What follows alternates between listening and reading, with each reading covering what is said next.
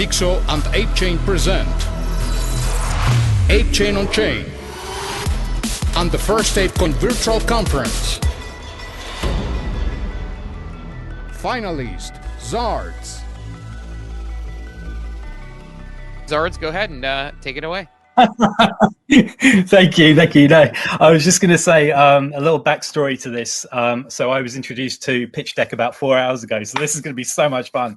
But yeah, no, I wanted to say that I've been sort of in the NFT space for about 3 years. I've been on Ethereum. I've experienced that whole sort of like process of being on that chain. And I'd never experienced anything like I have on ApeChain before. So this is, you know, as a builder, I felt like I've never been more welcome, supported, and free to sort of build. And I think Zards is for me is the perfect example of what ApeChain has allowed me to do as a builder. So I wanted to do a little share screen with you here on my very innocent pitch deck here. So I'm just going to share this with you guys. Hopefully this works. Okay. Here we go. Right, so here we go. Hopefully, can you guys see that okay? Yes, you're live now. You can see that. Brilliant. Okay. Right, so yes, if this will let me do. Okay, here we go. Oh, need to go back now. Told you I was new to this. Okay, so just the quick facts that we were talking about earlier on today. Obviously, Zards sold out 5,000 in 20 minutes. We were the top 6 winner for ApeChain Spotlight. We have a fully built up DApp, and this was the first physical and digital tie-in book for ApeChain. We also noticed some areas that we wanted to sort of fill the gap for Web3, especially on ApeChain. And we noticed that the NFT space needed deeper storytelling and world building. ApeChain lacked a narrative-driven flagship project. We needed to have something that sort of filled the gap for the growing demand for play to earn and mixed media. And lastly, we wanted to have something where there was organic onboarding from Web 2 to Web 3. Now, this sort of screen here I'm showing you now, it just shows you some of those basic areas that we've covered. So we have our DApp, which is on our website. Hopefully you guys can you see this screen here now? Sorry. Yeah, coming through clear. Brilliant. Okay, so this is our main website. These are the 3 main areas that we wanted to focus on for our holders. So we got our inventory checker, our training, which is soft staking, and then our prize wheel.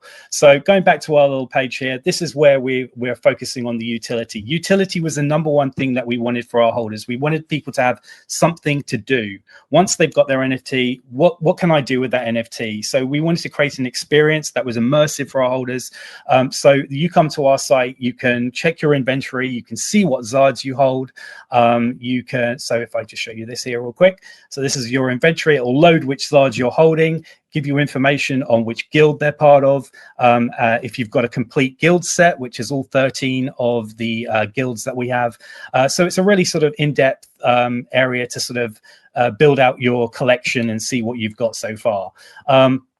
Going back to our little pitch deck here, we also created our guild guide here for everyone, so everyone can see which guilds there are to collect, you know, and obviously, as I say, if you have all 13, you have multipliers within our collection too. We had a map, which is, again, building out that lore.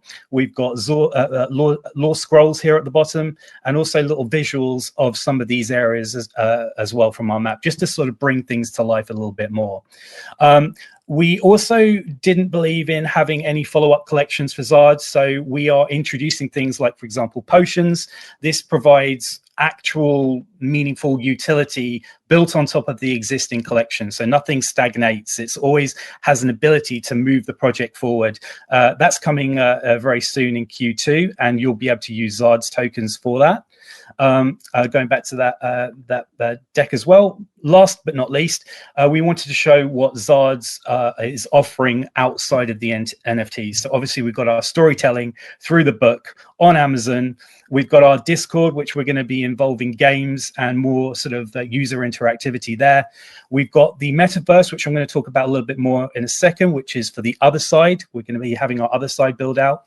And then this summer, we're going to be releasing our MMO game called Zards Dungeons. And that's going to loop in things like the magic points and also the Zards tokens as well. But it's going to be a world that you can spawn into.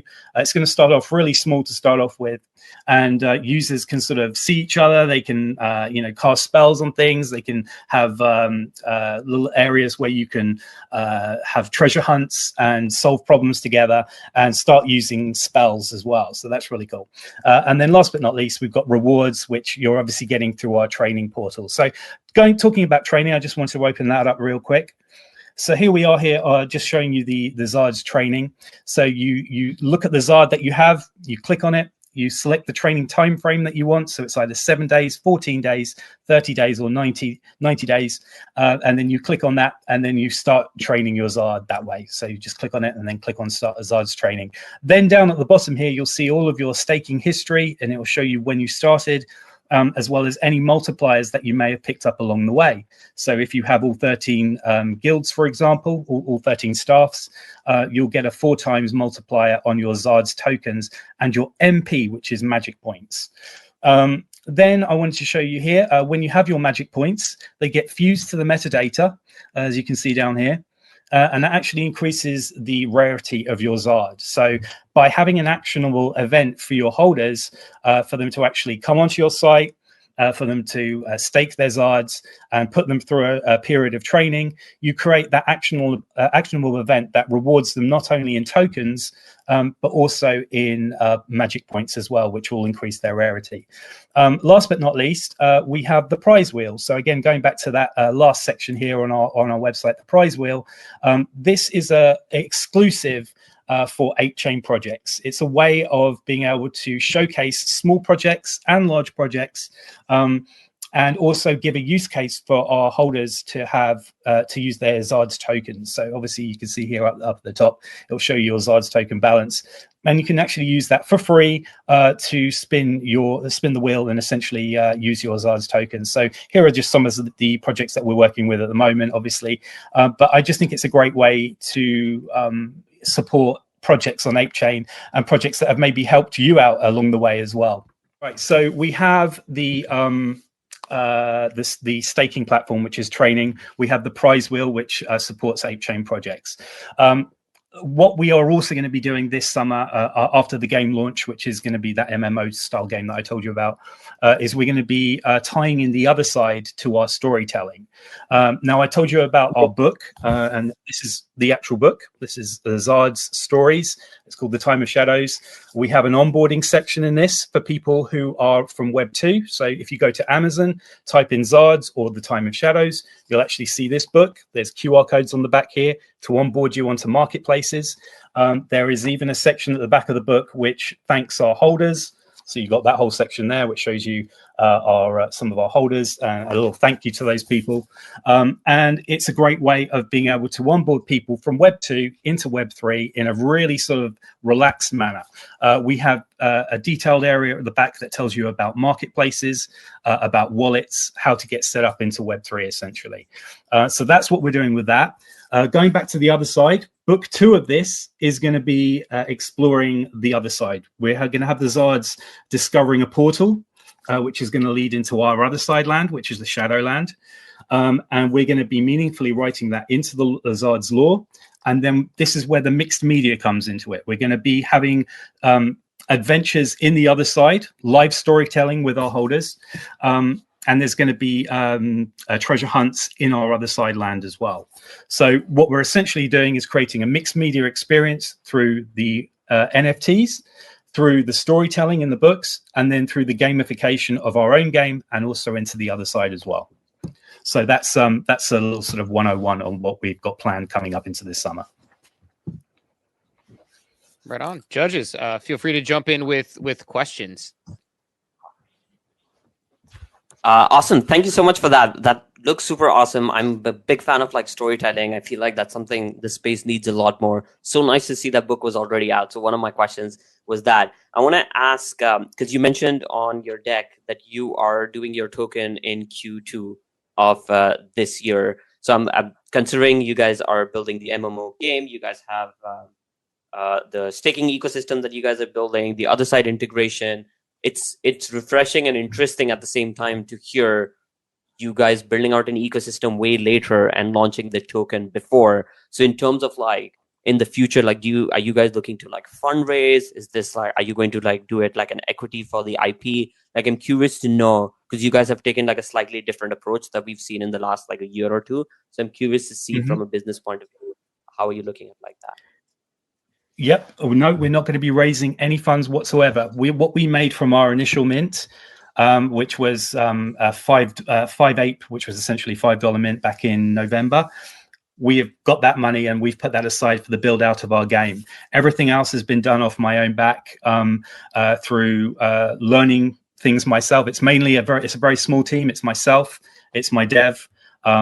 I have a community lead, Luigi, and then I have my kids as well who help come up with some ideas.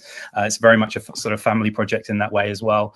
A lot of people from ETH know me as Pixelsaurus, so I've got 3 years from that experience with that I've brought over to ApeChain, and why we've also had a lot of support from the ApeChain community because of them knowing me from Ethereum. So yeah, what we've essentially done is with that token, which is already out there, it's a utility token. I always said that we never want to add a pool to that token because we want to bring 100% of the value from within our community and within our ecosystem. So, and again, that's recyclable. So when you sweep Zards, you get tokens. When you train your Zards, you get tokens. When you spend your tokens on the prize wheel, those tokens go straight back into the token pool, and we start all over again. So it's a way of being able to just continually look after the ecosystem.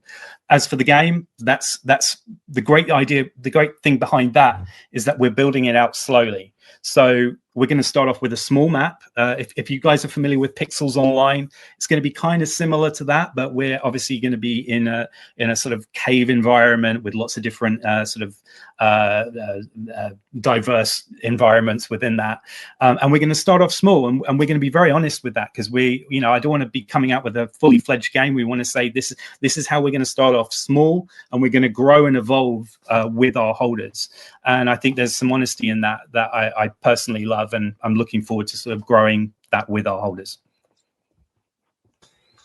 You sort of anticipated my question, Zards, insofar as I was going to ask about the timeline for the game development, like when it would be out and so on and so forth. You kind of already addressed that. So thanks. It really looks interesting. And you also kind of answered, like, because I thought it looked very cute, right? And just like, but knowing that your kids are involved, like, that's really cool. Like it's a great family project to build out something like this. And I'm sure they're learning a lot about blockchain in the process. Thanks. Yeah, they are. Yeah, and look, hands up. I'm a kid myself, basically. I'm 45 years old this year, and I've never grown up. I'm into Lego. I'm into all the stuff I loved as a kid, and this project is genuinely a labor of love for me. So everything that you see, all of the ideas have come through growing up, love or not growing up, and just loving things from my childhood. So that's what it's about, basically. It's about having fun and also having an escape for you guys, for families, for kids, for degens. It can be literally anything to everyone. And I know that's a bold statement to make, but it really can. It's family friendly, and it's an escape that you can have after you've had a long day at work. That's the dream. Thanks for listening to ApeChain on Chain. This project is powered by the ApeCoin DAO through AIP 572, bringing our community's valuable conversations on chain and also on traditional audio platforms. Rate this episode and/or leave feedback and earn Dixo rewards by visiting the Dixo on-chain platform.